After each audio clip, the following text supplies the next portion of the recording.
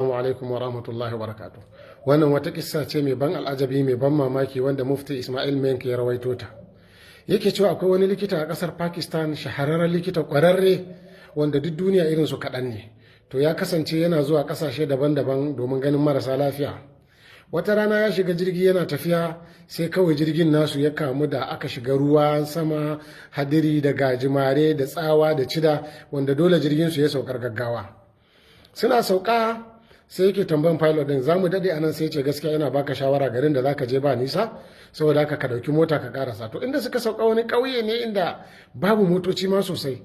Da suka je suka ɗan lallaba a wani waje sai suka samu keke mai kafa uku nan, irin wanda muke ce masa keke napep. Sai ya ce bari ya hau ya karasa cikin birni. Sun hau wannan keke napep din suna tafiya, ruwan sama ya ƙara saukowa, cida, tsawa, ga santsi, ga taɓo, ba sa ganin gaban su ma. Sai mai napep din ya ce gaskiya yana ganin ya kamata su tsaya su jira ruwa ya dauke. Suna tsayawa a kofar wani ƙauye, wani gida haka a wani ƙauye. Sai suka ce to bari su shiga gidan nan saboda ruwa. Suka kwankwasa sai wata tsohuwar mata ta fito. Ta ce musu suwaye? Suka ce wallahi matafiya ne, ruwa ne ya tsare mu, muna son za mu samu guri mu dan huta kafin ruwa ya yanke. Ta ce bismillah. Sun shigo suna zaune sai suka ga matar tana zuwa ta yi alwala, ta yi nafila raka'a biyu, ta yi addu'a, sai ta ƙara zuwa ta duba wani yaro yana kwance. Likitan dai abin sai ba shi mamaki, sai ya ce baiwar Allah me yake faruwa ne? Sai ta ce wallahi wannan jika na ne, ya kamu da wata rashin lafiya, mun je mun ga likita an ce mana ba zai yiwu ba, wanda zai iya ganin sa wani likita ne guda ɗaya. Muka nemi ai bukin, aka ce mu dawo sai bayan wata shida saboda ba shi da lokaci. To shine na dawo gida ina ta addu'a, ina ta roƙon Allah, Allah ka kawo mana mafita, Allah ka kawo mana mafita. Nan bayan wata shida muke jira mu je mu ga likitan ko zai yi ai mana magani. Sai likitan ya ce me sunan likitan?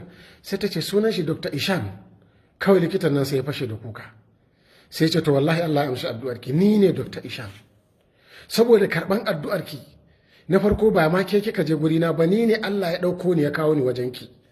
Ba wai kuma ya kawo ni haka bai, ce ki duba yadda Allah ya kawo ni wajenki. Ya kawo ruwa da tsawa da ruwan sama, jirgin mu yayi saukar gaggawa. Na dauke napep za ni gari, ruwa yayi yawa, jirgin wato napep din kansa ya kasa tafiya har muka shigo wajenki. Allah ne amshi addu'arki, yanzu gashi na zo mu ga yaron. Ya duba yaron ya rubuta mata magani, baiwa Allah nan saboda farin ciki sai kuka. Ku duba dai, da ta koma ga Allah maɗaukakin sarki sai ya ɗauko likitan ya kawo mata shi har gida, ba tare da ta sha wahala ba, ba tare da ta jira watannin da aka ce ta jira ba. Duk wanda ya dogaro ga Allah, Allah zai sama